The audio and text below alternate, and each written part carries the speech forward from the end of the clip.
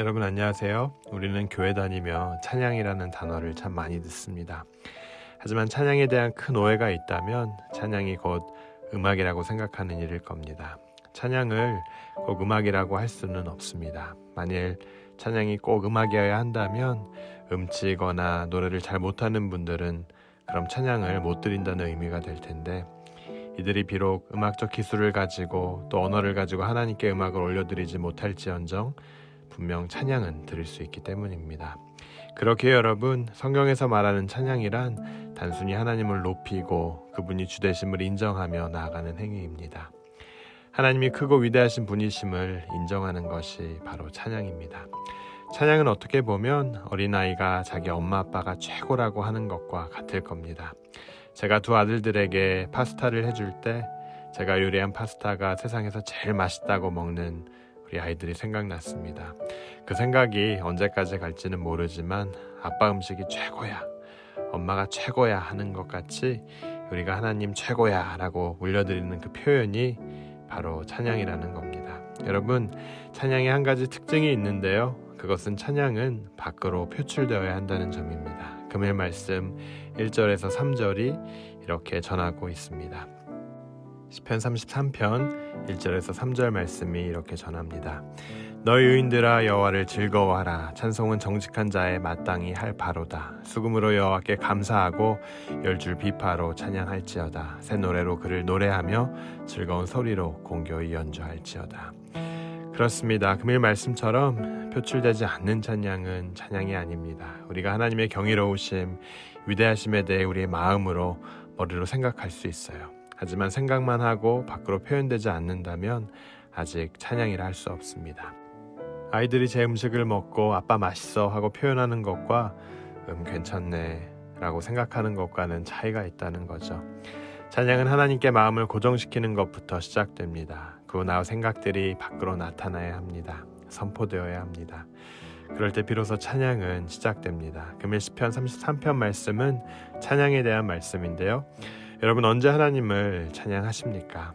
찬양의 대상이신 하나님이 분명히 보이고 깨달아지고 경험될 때 우리는 비로소 주님을 찬양하게 됩니다. 하나님께서 내 삶의 주도권을 쥐고 이끄심을 볼 때, 나의 무력함과 자격 없음에도 불구하고 당신의 역사에 초대해 주심이 느껴질 때 우리의 찬양은 비로소 시작됩니다. 금일 말씀은 자연계와 인간 역사를 지배하시는 창조주 여호와를 찬양하는 선포적인 찬양 시입니다. 과연 누가 하나님을 찬양할 수 있는지에 대해 나누고 있습니다. 계속 말씀 보도록 하겠습니다. 금일 말씀 4절에서 7절 말씀입니다. 여호와의 말씀은 정직하며 그 행사는 다 진실하시도다. 저는 정의와 공의를 사랑하시며 세상에 여호와의 인자하심이 충만하도다. 여호와의 말씀으로 하늘이 지음되었으며 그 만상이 그 입 기운으로 이루어졌도다. 저가 바닷물을 모아 무더기같이 쌓으시며 깊은 물을 곳간에 두시도다. 여러분, 금일 말씀에 의하면 누가 하나님을 찬양할 수 있습니까? 하나님의 말씀을 믿는 자들이 찬양할 수 있다고 전합니다. 정직한 말씀, 진실한 말씀으로 세상을 창조하시는 하나님을 믿을 때, 그리고 그분의 말씀이 우리에게 진리로 믿어질 때 비로소 하나님을 향해 찬양할 수 있다는 거예요. 여러분, 하나님은 그분의 말씀에 따라 정의와 공의로 세상을 통치하시고 모든 혼란의 세력들에게 질서를 부여하시는 분입니다. 창세기를 보아도 그분의 말씀으로 인해 혼란 그 자체인 이 세상이 밤과 낮, 땅과 바다로 구분되었습니다. 온 세상을 말씀으로 창조하신 분, 그분이 바로 우리 하나님이십니다. 그런데 하나님의 창조는 과거에만 속해 있지 않습니다. 지금 이 순간에도 하나님께서는 창조의 능력으로 세상의 역사를 창조해가고 계십니다. 여러분, 이 세상, 아니 우주의 모든 것을 그분의 말씀으로 움직이시는 이 하나님, 어떻게 찬양하지 않을 수 있겠습니까? 하나님의 말씀을 믿는 여러분 모두 삶을 통해 마음껏 하나님을 찬양하시길 주님의 이름으로 축원합니다. 말씀이 믿어지는 기적, 하나님을 마음껏 찬양할 수 있는 자녀된 특권, 정말 귀한 은혜임에 틀림없습니다. 진정한 찬양은 그렇기에 하나님의 말씀의 능력을 아는 자만이 드릴 수 있는 특권입니다. 여러분, 두 번째로 금일 말씀에 의하면 누가 하나님을 찬양할 수 있다고 전합니까? 바로 복 있는 자들이 하나님을 찬양한다고 전합니다. 금일 말씀 8절부터 17절까지의 말씀입니다. 온 땅은 여호와를 두려워하며 세계의 모든 거민은 그를 경외할지어다. 저가 말씀하심에 이루었으며 명하심에 경고히 섰도다. 여호와께서 열방의 도모를 패하시며 민족들의 사상을 무욕해 하시도다. 여호와의 도모는 영영이 서고 그 심사는 대대에 이르리로다.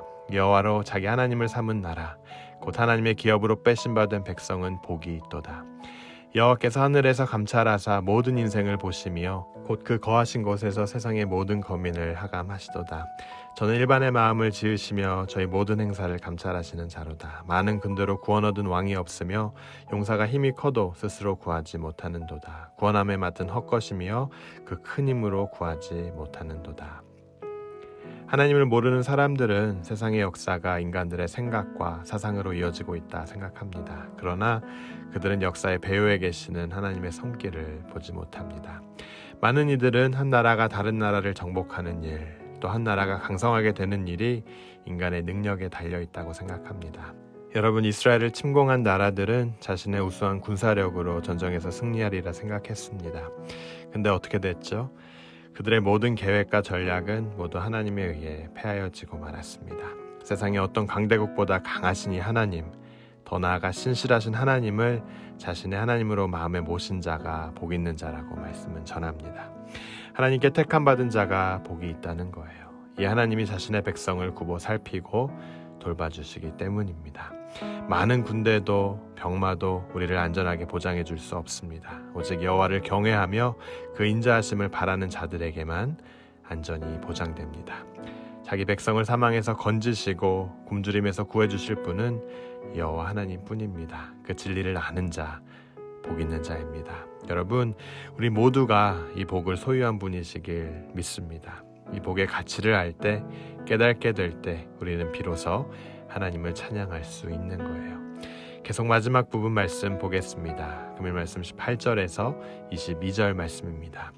여호와는 그 경외하는 자, 곧 인자하심을 바라는 자를 살피사 저희 영혼을 사망에서 건지시며 저희를 기근 시에 살게 하시는 도다. 우리 영혼이 여호와를 바라며 저는 우리의 도움과 방패시로다. 우리 마음이 저를 즐거워하며 우리가 그 성호를 의지한 영고로다. 여호와여, 우리가 주께 바라는 대로 주의 인자하심을 우리에게 베푸소서.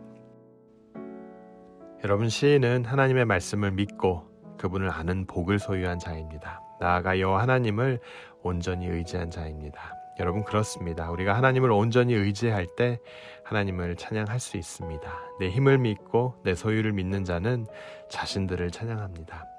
찬양은 하나님의 존재를 인정하고 그분께 자신들을 내어 드리는 자들의 몫입니다.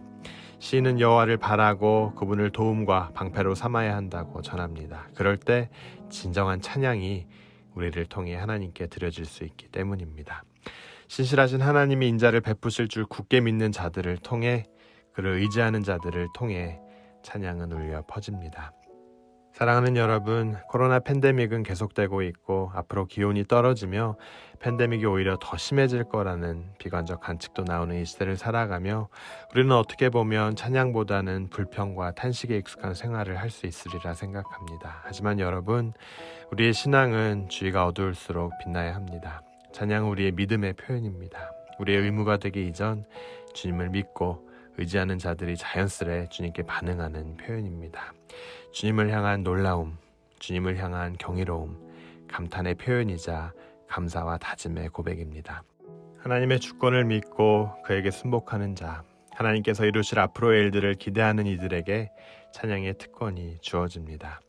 여러분, 이번 가을 이 찬양의 특권에 참여하고 싶지 않으신가요?